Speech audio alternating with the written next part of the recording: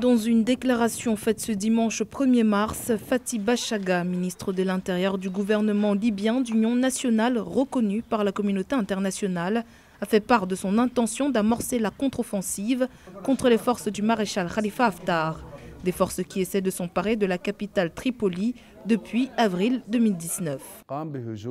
Le cessez-le-feu a été violé par Khalifa Haftar dès le premier jour, mais nous, le GNA, avons de la patience, nous voulons mettre fin à cette crise. Nous ne voulons perdre aucune région de la Libye et nous nous sommes dirigés vers le dialogue et nous insistons toujours sur le dialogue.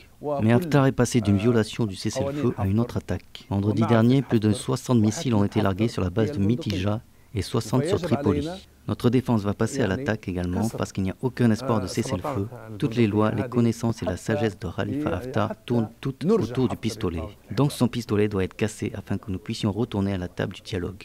Les bombardements autour de la capitale se sont intensifiés ces derniers jours et ils ont à plusieurs reprises entraîné la fermeture du seul aéroport de la capitale à Mitiga, tenu par le GNA. Selon les experts, depuis l'annonce du cessez-le-feu le 12 janvier 2020, le conflit a empiré. Fathi Bashagha a appelé les États-Unis et la Grande-Bretagne à faire pression sur les pays soutenant Khalifa Haftar afin de prévenir la crise humanitaire sans précédent qui menace la Libye si la communauté internationale n'intervenait pas. Il va certainement y avoir une crise humanitaire très grave.